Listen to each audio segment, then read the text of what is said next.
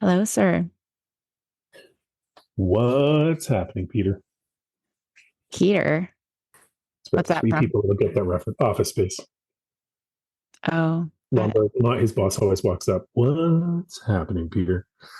And then uh, has zero interest in what his response is. He just continues on with whatever he comes by for. I have not seen. Well, I've seen it, but it was like a million years ago. It should be required viewing for kids in high school as they get closer to going out into the world, so that they know how important it is to focus on what you want to do with the rest of your life. Doesn't have to be. I mean, you have to do anything crazy in university. Just think through a little bit about what could happen if you don't take certain steps. That's There you go. Good advice. Episode done. Go watch Yeah, Office Space. wrap it up. Wrap it up, people. Followed up by Idiocracy, Yep. back to back, a couple of my judges. Yeah. Little nature update for you. The mom and baby deer that I saw when I was out here a while ago, made another appearance, although I was worried because for the first 20 minutes, it was just the baby deer and it was looking super scared. And I'm like, oh, I'm going to have to adopt a deer. And that's not a I good thing. want to adopt a deer. No, you don't. That's a bad thing. We shouldn't touch them. We should leave them alone. And thankfully, its mom came wandering around the corner. But for Oh, a poor. solid 15 minutes, I was convinced it was on its own because it was just so scared. But it was just because apparently my stupid ass was looking at it and it saw me. The poor deer going to be displaced soon. Then poor deer. Yeah. They love the yard out here because it's so overgrown. Like with us choosing to let it grow kind of natural, they love it. Well, they're not going to love it when I come out in a couple of days with two big dogs who will Yeah, the bite idiots will. bite them. Not but bite them to play with them, like play bite. Oh, this little Bambi wouldn't stick around No, I know. at all, at all, at all, and it's fast. Man, was it fast! Yeah. Oh, I want to see the deer though, but if I have I took dogs, pictures. maybe I come without the dogs and you bring the dogs with you. Bring Then them I and what? can Strap them to the roof of the truck. I'm bringing two other pets with me. then I can enjoy the baby deer without dogs barking every 2 seconds. Have they eaten my blueberries though? Because that's then a problem. I can't see your blueberries through the overgrown yard of ours. That is quite the mosquito bite you've got in your hand, by the way. I know. I have such bad allergic reactions. It's as bad as those stupid sandflies. And I've Yeah. got them all over Worst my thing about New back. Zealand. Worst thing about New Zealand is sandflies. Yep. It's I got them all really. over my leg, and I usually don't react, but my leg looks like I've got a some sort of malady. There's so many of them, and they're angry. Hmm. I've got a guest. I hope it's a guest that's going to talk about vaginas because I don't think that we have enough vagina talk on this show. How did you know? It is vagina talk. What? Oh my god! I can check that off my bucket list. Let's talk about it. You So, do need to talk about for it. for our male listener, our one male listener, whoever that is, this is where if you're not comfortable with vagina talk, you might want to hit the skip button and just see us next week. That might No, be where you want this to go. is you are the I'm dude that kidding. needs to listen to this. Oh, if you're uncomfortable with us saying vagina, you got to listen to this because that's the problem with. So, yeah, we're going to talk about sex after kids. And one of the big pieces about it is being able to talk about it. And I would say you and I talk about everything and anything. I'm very comfortable. Probably I make you uncomfortable with, even just I'm numb to it now. I'm toileting in numb to front it of now. you. Numb to it now. Yeah, it's any inhibitions or any concerns I had are long out the door. But I will say this: if we're going to dedicate an episode to talking about vagina, it better not have a name like the angry vagina or the upset vagina. Like it needs to be upbeat. No, it's happy. It's a Happy Vagina Project. Happy Vagina. But it's Check on that list. Check off it on that list. but it's not even but just going It's along that synonymous.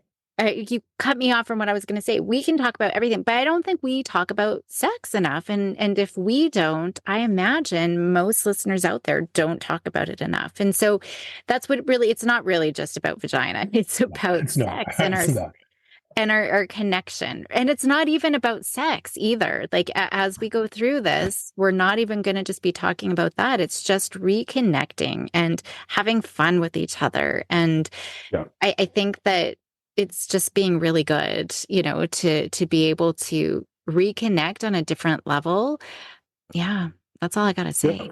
I would So agree. All fortunately, right. we have someone to guide the conversation. Sorry, what were you gonna say? No, I was just going to say, who's going to walk us through this then? Yeah, yeah. So Sophia Ashley, she's the founder of, you guessed it, the Happy Vagina Project. She is a Not the Sad certified, Vagina Project, not the no, Upset Vagina Project, the Happy Vagina Project. and we can add penis in there too, because really it's not just for women. It's about Happy dudes Penis too. sounds the worst. Happy Penis sounds weird. Like that's you're Pecker, gonna get arrested if you want to talk. If you want the Happy Pecker podcast. Oh, that's not bad. that's a good one. That's a Anyway, good one. I'm taking it off. Taking it off the rails. Go ahead. Continue. So she's a certified sex coach and educator with over 10 years experience teaching adults, teens, and tots. What? I needed to ask her about that. Oh, about sex. And she's totally TMI buddy who's been giving sex advice since high school. She's a mom and stepmom living in a neurospicy household, which I loved because so are we. I've never heard other people talk about neurospiciness besides myself. And a blended family trying to keep her libido alive in a busy world while parenting three kiddos. She spent her 20s at war with her vagina. That's really interesting. And searching for the grand orgasm. Along the way, she found out that the keys to better sex are the keys to a better life. And that's really what we're talking about. It's really about Yeah. improving our relationships, which are going to improve our relationships with our children and our work and everything else that we do. So, yeah, have fun. Beautiful. Let's have fun.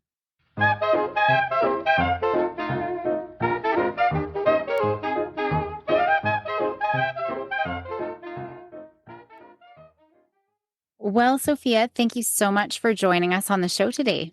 Thank you so much for having me. Why don't we start off with having you introduce yourself to everyone?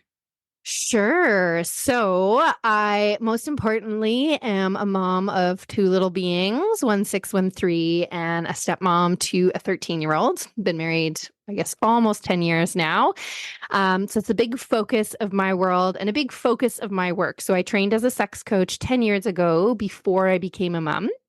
And as I became a mom and a stepmom, I basically took my sex coaching experience and specialized into working specifically with parents and couples, with kids, when we're dealing with low libido and libido mismatch and kind of lackluster sex after we've had kids.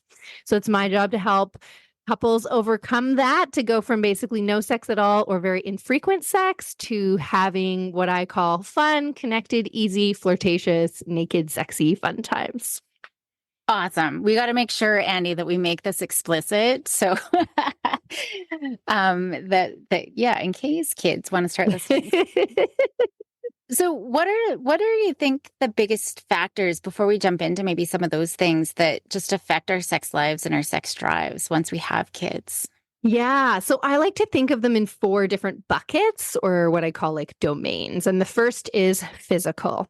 And I think it's really easy to forget about or discount the number of physical factors that can affect us. And they can vary. Like there's more obvious ones in very early postpartum phases, but that's where we're looking at pelvic floor hangups that are causing painful intercourse. It's where we're looking at hormone changes, or even your body actively working to not get you pregnant while you're breastfeeding or in between babies, as well as things like lack of sleep and total exhaustion. With moms or breastfeeding folks, we could even talk about like nutrient deficiency, right? So there's all these things physically just leading to fatigue, lack of motivation, exhaustion. And we also want to remember that stress is one of the biggest factors that affect libido in both men and women, or all bodies. So if we are returning back to work, dealing with sick kids all the time, and in that very common place of feeling like we are failing everywhere in our life, like that's a huge stress pressure on our libido. So there's that kind of physical domain. The emotional domain has more to do with what's your mental health looking like. So are you experiencing postpartum anxiety or depression? Are you just dealing with mental health and stress in general? What are your medications potentially doing to your sex drive, including your birth control if you're on it? As well as like, what's your connection with your partner like? So if you are both stressed out, exhausted, a little bit on edge, and resentful, you're not really feeling like super lovey-dovey and connected. And one's not really a total prerequisite, but the overall kind of like vibe in the home is certainly going to be a factor in your libido and your desire to have intimacy with your partner. And then the last two are more sort of cultural and external to us, but they relate back to mindset. So things like sexual shame, sexual taboo, whatever your particular religious background or spirituality says about sex and who should be having it and what's appropriate or not appropriate. Things like gender scripts. So I was actually just sharing on Instagram today about how there's a study that just came out that said inequity in household chores leads to lower libido in women, specifically who are in relationships with men. So we may have had a fairly equitable relationship before kids. And then sometimes these sneaky rules about how he's supposed to be the provider and she's supposed to be the caregiver slip in. And if we're okay with that division of labor, there isn't going to be an impact on our libido. But if it hasn't been negotiated and people feel like they're doing more than their fair share and those kinds of things, then especially women in this kind of situation, when you're in caregiver mode 24/7, intimacy feels like another job you have to do for another person. And it's not a thing that you look at as like something to do for yourself. So there's quite a few factors. And the thing that I always like to say to people is like, your map's going to look different and your solutions are going to look a little bit different depending on what is most affecting you. So if it's like stress and sleep, that's very different than painful intercourse and the load of chores in your house. Does that make sense? Yeah, absolutely. And there's probably so many variables and even all of them. It could be all of those things too. So Totally. Oh, I've got so many questions. And even just, where, oh man, I think this could be like 5 different episodes because even just looking at, how partners can support each other, like all of that. But where should we start? You're the expert. So where should we start? These days, I would say I'm focusing a lot on nervous system. I think because stress is such a big part of our lives and like burnout, and particularly as parents in our current modern age with not a lot of village to support, right? We are 2 people trying to do 5 jobs, right? Work 2 full-time jobs typically, care for a home, care for children, care for elderly parents, etc. And so there's just a huge load, and sometimes there's not a lot we can do to remove that load. So it's about how we manage it and how we support our nervous system through it. And one of the big things that I kind of share is there's kind of like 4 different places that we can have a breakdown when it comes to sex after kids. And so the first is just in the initiation phase of who's making a move and how they're making a move. And so at that phase, if you've got one person always making the move and one person always shutting down because their nervous system's like, oh my God, I can't even handle this, then we want to be working with the nervous system to relax and open into an invitation, and for the other partner to know how to make that invitation in a way that's going to support their partner's nervous system, right? Mm-hmm. Then we kind of have the transition into like sexy time. And so they're sort of like making the invitation, and then there's like finding a place to do it and setting up the environment, whether it's spontaneous or scheduled. And so I like to think of it as like a pre-launch checklist where you're getting a familiarity with what works to help your partner transition out of busy mom or dad mode into like present in this space and being a good lover mode, because there's kind of 2 identities there. And that's actually in the emotional matrix or like area. People struggling with the merging of those two identities is a big part of this, right? So how do you cleanse the palate? How do you support your nervous system to move from one space to the other is really key. And knowing how to do that for your partner and for yourself is helpful. Then we have like the actual act itself, and that comes down to like consent and safety and feeling comfortable in your body and knowing what you want and how to voice what you want. And then we have the sort of the phase of like aftercare, which I call it, which can be debriefing what happened and what went well or what didn't, or what we want to try next time. And so in each of those phases, nervous system support is about trying to slow things down, take a deep breath or two, tune into your own body. So if my partner makes a move on me, can I like pause instead of like wiping him off immediately, brushing him off immediately? Can I pause for a minute, take a breath and go, okay, if I ask my heart, is this something I want to do right now? What can the answer come to be? And maybe the answer is a hard no. Maybe the answer is I could be interested in this if X, Y, Z happens.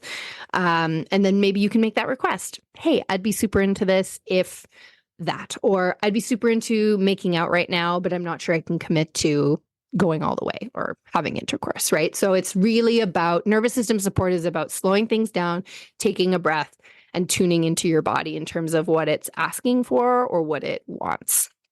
And the more we do that and the more we get familiar with how our partner likes to be initiated into sex, what our partner needs to transition. Maybe she needs a certain song on. Maybe she needs 5 minutes in the bathroom to like put on something that makes her literally feel more sexy. Maybe she needs you to say certain things to her to support her to kind of make that transition. The more you can kind of identify those things and then make a list of them and then practice them kind of awkwardly and then make them a habit, the more you're going to kind of get to a place where it feels more easy and spontaneous and natural. So that's where I would start, is the nervous system. Wow. I mean, that's a lot. And even just in that, I think, couples have to have really good communication and the safety to be able to communicate and talk about some of those things. Because I think this can be a really tough topic for so many. There are so many emotional pieces wrapped up in it, shame and guilt and self-doubt, like from both partners, really. So I think that, and a lot of like stereotyping of both sides too. So like for the men, one of the things that I try to acknowledge is it's really easy to write off. Typically we're looking at a scenario where a woman is not desiring sex very often and her partner is making moves, and he can be high pressure about it or not. She can perceive him to be high pressure about it or not.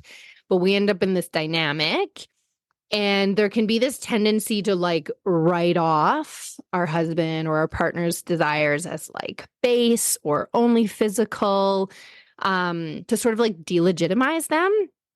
But typically underneath them, there is a desire for like a true, genuine desire for connection or to be seen by you. And so we have to be careful not to write each other's perspectives off and try to hear what's underneath that. And like, this is the thing, is great sex is about pleasure and vulnerability, not the other P and V. So it's about our relationship to pleasure in all parts of our life. How much can we let pleasure in? And as busy parents, we're often super focused on logistical things. We're stressed. We're rushing from one thing to another. And even in our parenting, it can be hard to choose to be silly, to choose to be playful, to choose to be goofy, right? Because we're not in that mode a lot. And then the vulnerability piece is, like often people are stuck in the first place of feeling completely lonely, disconnected, and isolated from their partner, knowing there's an issue and feeling like there's a brick wall in front of them in terms of even just taking the first step of saying like, hey, this part of our life is not working for me. And it can be this elephant in the room. And that's one of the first pieces I try to help people with, is like diagnosing what's wrong. Because when that big brick wall is in front of you and you don't know, oh, part of that is my medication and part of that is my sleep. Like when you can't identify each brick, and pull it out. You're just facing this big wall. And then you also can't tell your partner. It actually has nothing to do with how you touch me or your sexual prowess in bed. And it has everything to do with the fact that I'm not sleeping at all. So maybe we could try to problem solve this sleeping thing, or, right? Like it depersonalizes it a little bit, because so much of this is ego, right? So much of this is everyone expecting to be a magical 5-star sex chef without ever cracked a book. Like people have not cracked a book about sex. Yeah. And so that's the other piece, is another place that couples can start, and a place where they can open the conversation in a safer way, is to choose to do some learning together and to talk about what they're learning in a conceptual way rather than talking specifically about what's happening for them. So to grab a book and to go, oh, this is what I learned from the book, or this is what I found was interesting, or this surprised me. And so you can start to have a conversation about sex and sexuality instead of having a conversation about your sex life specifically. And there's a natural kind of connection between the two, but it helps take the ego piece out of it a little bit. So we just go, hey, why don't we just acknowledge like we both don't know as much as we could about this? And how could we start building a common vocabulary together? I think that's huge, because I'm glad that you brought up the vulnerability piece, because there is a big ego piece there, and it's hard not to take it personally and not think about, even if you know rationally, okay, she's tired and it's painful, or and it's hard, I think, for either partner, if they're the one who's, being rejected, or it feels like rejection. Totally. Right? So, but then on the flip side too, like, so I love that idea, but I think that there is also vulnerability there, like just embarrassment even, right? To be able to talk about it and to look at pictures. I bet there's discomfort there for certain couples. I'm sure. Totally. No, there's tons. Like admitting there's an issue, even to yourself, is huge. Even going to the store to buy a book about sex can feel hugely taboo, right? So like this is the big battle we're up against. And my biggest piece that I try to share with people is like, we can't change what we can't talk about. And so if we're brave enough to have sex and do the act of having sex, we almost have to find the like, where's the caring and empathy in me to want to learn as much as I can about this, to do it as well as I can, right? And it's a total mindset shift, and I often have to just start with people, right? So it's like giving yourself permission. And sometimes the motivator is to just be like, okay, we've had a couple kids, I'm in a sexless marriage, or an essentially sexless marriage, which is often where people are at. Is this a norm that I want to accept? I mean, we make jokes about it as a society, but like, do I really want to be here when we're 50, 60, 70, 80? Like, no. And I don't want to be divorced. I don't want to be in a situation where my partner's cheating on me because this part of ourselves has become unimportant in our union, right? So it comes down to a question of like, why does sex matter to you and to your relationship? And this is where it's like, there's no cookie cutter solution. Like you might be a couple that has sex once a year and that feels great for you. Awesome. There is no magic number of times you're supposed to be doing it. There's no magic ways you're supposed to be doing it. It's about what feels good for you folks. And like after my first, we realized that sex was like a good release valve for us. So we'd get in that cycle of anger and frustration. And then my partner would kind of have, insist, and I'd sort of begrudgingly. And then we always felt better after. We always felt more connected after. And so we kind of made an agreement to have what we called maintenance sex for that year, where we were like, once a month, someone's got to tap the other one on the shoulder and go like, it's time. And that worked for us until we had my second. And then after my second, my libido was even more underground, and I couldn't really like muster it to do it. And then when we did, if it wasn't satisfactory enough, I was kind of in this downward, I call it the negative feedback loop, where if your body doesn't have a good time, it's hard to convince it to go to the next party because she's like, well, we had a shitty time at the last party. I don't want to go to the next one. So now the agreement is it might only be once a month or every 2 months, but I want a babysitter and I want a couple of hours of dedicated time to play with no pressure on what it's going to look like, and with more of an investment in my body having a good time, whatever that looks like. And we may only get naked and play board games together. And that might be as far as it goes. And this is the other piece, right? Naked, sexy, fun time is just that. It's naked, fun time together. And maybe it involves outer course. Maybe it involves penetration. But if we take penetration off the table or orgasm off the table as end destinations, and we just say our only goal is to get naked and have fun, we're way more likely to end up at that end destination if we take the pressure off, right? So my partner and I had 2 different kids, and we ended up with 2 different versions of our sex life after each. And we will have another iteration as my youngest gets older and older and we have more time. So it really is about deciding together what it needs to look like for you both. Yeah, that's good. Andrew, do you have anything that you want to? I'm just It'd be good to get the man's perspective. Yeah. Yeah, no, I mean it's all interesting. Like it's easy to kind of tie back to day-to-day life, right? Like I think the stress is a major component of it on both sides, and the communication piece, because you kind of go into, and we've talked about it on other topics, you go into survival mode, right? Yeah. With the pressure of work, with the pressure of kids, with just everything. And so, what could be a inherently healthy relationship, you make decisions either explicitly or not on how you're going to navigate the day.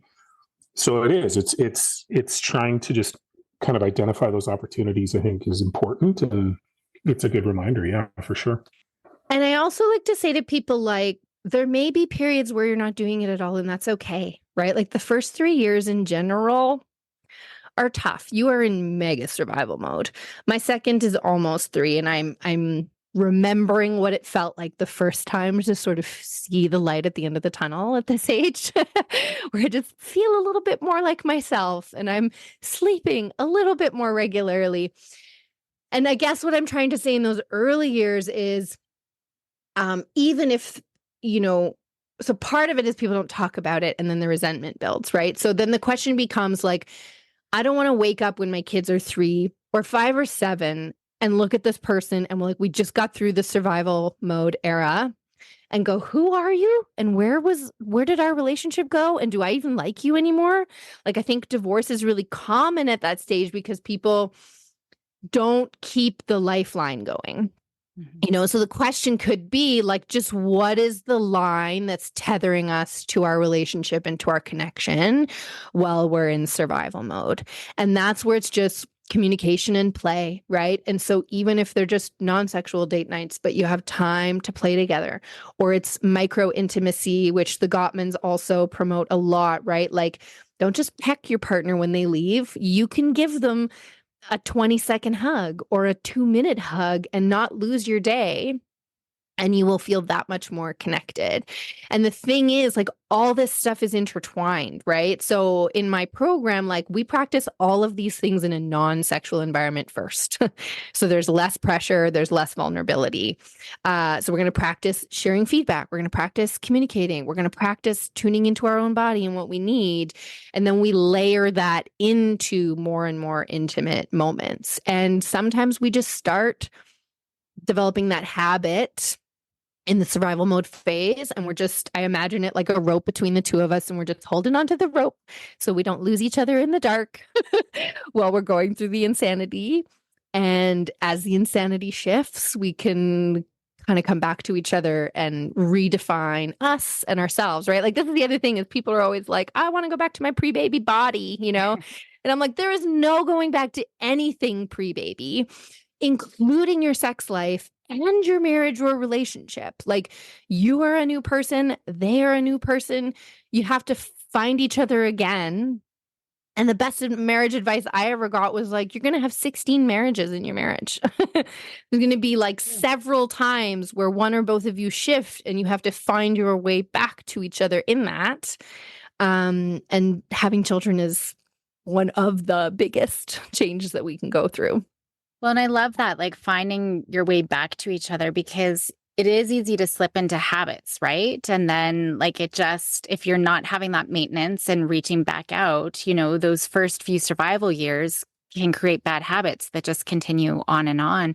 And we do have, I think it's like from an evolutionary perspective, just looking at the brain, for men, it's not the same, but for women, the cycle is about 7 years, because that's, for humans, that's enough time to ensure that my baby's probably healthy enough to survive, right? It's all about survival of the fittest. And so it's ingrained in our brain after that too. So I think that there's lots of pieces to be looking at and just creating those sort of healthy habits and connections. There's something else I was going to say, but yeah, I mean, we have to be purposeful, because even I think the average time for people to come to couples counseling is also about 7 years. And usually by then it's almost too late, right? Yeah. Like, it's just, how did we get here? Because you don't notice, we're not texting each other anymore. We're not going for coffee anymore. We're not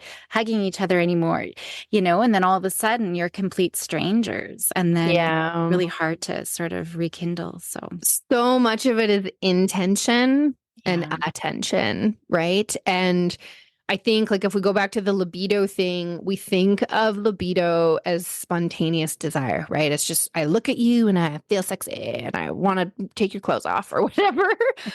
And it's actually more about, like, especially for those people with responsive desire, where it works more like you get an invitation or an input of some kind, and then your body's like, it is about an intention to connect with your partner in an intimate way.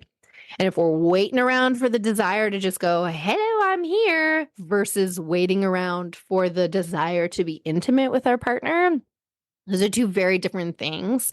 And it's easy to, it can be, like, I share, like, a couple weeks ago, my husband dropped off the kids. He came home and we had like a 30-minute window. And I wasn't all like, I want to rip your clothes off. But I was like, I haven't had 5 minutes alone with you in I don't even know how long. We could choose to sit here on the couch and have coffee, and that would be lovely. And also, I just asked myself, like, what if instead we went and laid naked in bed with no pressure to do anything else, right? And as the lower libido partner, like, it was me that kind of had to be like, okay. But like so we went and we laid together and we actually had a really nice time. And my partner for days was like, thank you for initiating. Like, it's often him. And so he felt so needed and desired and wanted because I chose to put a little bit of effort behind my intention to connect with him beyond just sitting on the couch and having coffee. Right. Yeah. Well, and I think that point about with the no pressure on outcome, I think that that's huge. Like, that, I think would take so many people leaps and bounds, really. It's one of the biggest things when we talk about the nervous system piece. When my partner comes up behind me while I'm doing dishes and like wraps his arms around me and like maybe puts his hands on my breasts, like I can feel my body go into a freeze response. And not in a freeze response because I'm afraid of what's going to happen, a freeze response because half of me is like, I think I could be into this. And half of me is like, heck no, or I'm too tired or whatever. So it's like I'm frozen in this tug of war. And my body's like, I don't know what to do. Right. Mm-hmm. And so that's where like working with the nervous system has to be like, okay, I'm frozen. How do I unlock this? Okay, how do I feel? Where am I at in my body? Like, what if I could take a break? And part of my body's also going, my boobs got touched. That must mean we're going all the way to penetration. And one of the biggest things you can do is play something called the 3-minute game, which is really about practicing like micro levels of consent. And you can do it in all parts of your life, not just with sexual touch or connection. And it's really just this game of like, may I ... or would you be willing to ... And so I just paused. I hit the pause button with my partner and I was like, can we take this back to you just asking me step by step, thing by thing, what you would like to do? May I kiss your forehead? May I rub your neck? May I rub your thigh? Would you be willing to stroke my back? Would you be willing to stroke my hair? And when you make each request, whether it's a may I or would you be willing, and the person who gets asked can pause in the moment and go, do I want to be kissed right now? Yes, but no tongue, right? Like maybe there's a negotiation. Then your body can say yes to each little thing or no to each little thing instead of having to say yes to the full meal deal. Mm-hmm. And then you end up in a situation where you've got little breadcrumbs, which may or may not, but most often do lead to the full meal deal because your body's going, I feel heard. People are paying attention to me, especially if there's some no's that come up and you honor them, right? Because it's about you honoring your own needs and creating that consent within your own body and then voicing that and getting that respect from your partner too. But being able to do that, especially if you've been in a pattern for a long time where one partner has been subtly or aggressively in making invitations to one partner and the other person has been subtly or aggressively turning them down, you're locked in a pressure cycle where the person with lower libido is just cannot go from 0 to 60. And so you have to take the pressure off so they can build back up to it. It's interesting because I do some trauma work. And so like I work, my focus is mostly on kids, right? And so whether I'm working with teachers or parents, but I'm always talking about we need to give context. So context is safety, and our nervous system needs to feel safe. Yeah. And we need to give choice, right? So we need to feel like we do have a voice that's going to be heard, right? So that there's some control. It's really interesting because it is all the nervous system as well. Totally. There. Yeah. And the context piece is that transition from initiation into pre-launch checklist or whatever I call it is like, what's the formula? Oh gosh, there's like desire equals like arousal in context. So basically your libido, your body is constantly scanning the environment for excitation, sexual excitation. What is sexually stimulating me? And it's constantly also scanning the environment for inhibitors. So if you're at Thanksgiving dinner and your partner touches your leg under the table, part of your body's going, oh yeah. And then the other part of your body's going, we're at Thanksgiving dinner. Like this is the no. So you have a gas pedal and a brake happening simultaneously. Some people have a very sensitive gas pedal, meaning almost anything, and they're off to the races. Some people have a slow to go gas pedal, which means it needs a lot of push, a lot of input to get going. Likewise, some people have a sensitive brake. Almost anything will turn off the car. And some people have no brake at all. And that part is actually genetic. The sensitivity is genetic. What turns you on or turns you off is learned and you can change it. So like if you're turned on by the smell of lavender, that's like a learned thing. But whether lavender takes you from 0 to 60 in 2 seconds or 2 hours is a genetic thing. So you have to know whether you have a slow or hard gas pedal and a slow or hard brake pedal so that you can work with it. Because if your partner's expecting you to go from 0 to 60 and that's not how your body works, you're going to start to feel like you're broken instead of understanding how to play your instrument, right? And so the context piece is huge because if my partner makes a move and the house is a disaster and there's screaming children somewhere, like there are so many contextual clues that are telling my body, heck no. Mm-hmm. And so when we know what those things are, then we go, okay, like let's tidy the living room for 30 seconds, or maybe I can just let it go. Like it's about understanding what elements of the environment I can shift so that there's less no's, there's less brakes, so that those gas pedals have a chance at moving the car forward. Right. Wow. So I guess did you call it the 3-minute game? Yes. Is that what you would do then? Like if you did have one partner with maybe a higher libido and the other one had a lower libido, is that an example of what, how you can support each other? Yeah. So my number one sort of recommendation is, there's a couple steps. So the first step is like understanding what's affecting your libido and kind of diagnosing that. And that's the link that I'll give you at the end of the call is like the first step for people. The second step is if you're in a place, let's just say you're in a place where you're having sex and you're trying to facilitate like better sexy times, scheduling it is so important, at least for the first little while.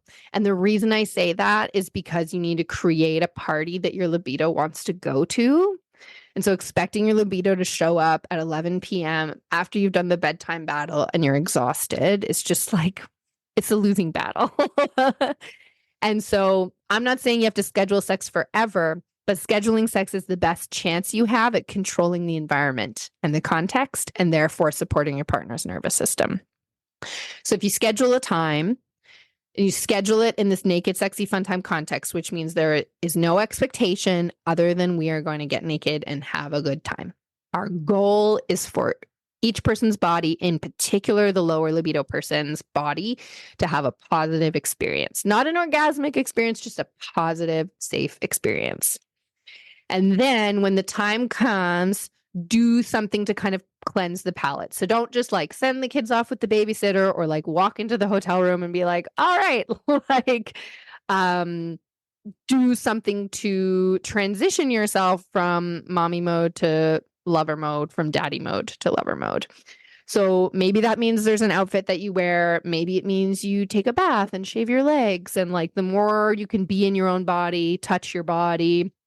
Maybe you dance to 3 songs in the bathroom that like make you feel really sexy or like touch you into that place. The more you can kind of reset and sort of start your naked, sexy, fun time with an attempt at kind of being in that identity in place. And then the first thing I recommend is, like get naked or into your underwear or whatever feels comfortable and start with the 3-minute game. And the easiest way to play it is to set a timer. It's called the 3-minute game because you set a timer where, let's say it's my turn to go first. I spend 3 minutes asking my partner either things I want them to do to me or things I would like to do to them. And then we take basically each time I make a request, would you be willing to? My partner has to ask himself, am I willing to do the thing that she just asked? Do I have any counter negotiations? And you like actually pause and take that minute. And then you say yes, no, or these are my negotiations. And then you do the thing. Same thing if I'm like, would you be willing to, or may I do this to you? Same thing. And then you, after the 3 minutes are up, your partner does it. So you can do it with a timer, you cannot. And I highly recommend, depending on kind of where you're at with this, to really start almost like close on and limit it to like, we're not going to touch any genitals. Like we're just going to trade hand massages, back massages, foot massages. Like we're going to leave it non-sexual to start and just experiment. And then the last piece of it is like, do a debrief. Like, how did it feel? How did it go? Did it feel awkward and silly and stupid? Did you giggle and get over it? And like, what did you notice about how it felt to do intimacy this way? So I know that's kind of a long explanation. I do have a playbook that I put together that I'm going to refine that kind of walks people through that process. But the main thing is like, set a time, transition yourself into that time, have things in the environment that help you. This like candles and sexy music. Like I know it seems lame, but it's actually like somatic work. Like candles are like night in a cave in your caveman brain. Music can help you. Certain smells might help you. Wearing something in particular might help you. And then play this game of communicating with each other about what you would like to do to the other person or what you would like to have them do to you. And really force yourself almost in the beginning to offer a negotiation. Like don't say yes to everything. Mm-hmm. And an example might be if I say, can I massage your hand? My partner could say yes, but only with very light tickles, as an example. So you can specify like the speed or the pressure of the touch, as well as the location. So you could be only very light tickles, and I don't want you to go above my wrist. Mm-hmm. And that seems kind of like artificial, but again, it's a way of practicing setting a limit or a boundary and negotiating. And it's what creates the safety. Because if I told you exactly what I wanted, I can relax a bit and go, okay, he's not going to go above my wrist. Like, cool, awesome. And then my partner knows what the sandbox is. And he's not sitting there going, can I go higher? Can I not go higher? I don't know. Does she want that? Does she not want that? And then you're both stuck in your heads going like, and instead we're practicing being way more explicit. Awesome. I love it. Well, I always have so many more questions, but I will leave it there. I know you've got some resources for us, and a book recommend, Come As You Are. So I'll put all of those in the show notes. Awesome. Andy, did you have any last minute questions or comments? No, just, it was a lot, but it was good. It was lots to think about. Yeah. Yeah. Totally. Yeah, but good. I think this is going to help everyone. Any last minute words, advice before we wrap up for today, Sofia? The last thing I want to say is like, this part of your life is important. Mm-hmm. It's important who you are as a human. Your vagina wasn't made to like live in a closet somewhere for you to say hi to it like once every 2 years. And practicing these skills will help you in every other domain of your life. So you will become a better parent. You will show up better at work. Like, it's all just social skills, really. So it's worth investing in. It's worth taking the time to think about. Amazing. Where, I know I'll have your information in the show notes, but where can people best find you if they're listening right now? Yeah, so I'm on Instagram at the Happy Vee Project, and definitely just any dads listening, like, this is a space for you too to get hints and tips and support. Otherwise, my website is the best place to get all the details, and that's thehappyvaginaproject.com. Okay, awesome. Well, thank you so much for being on the show. Thanks for having me. Thanks, Sofia.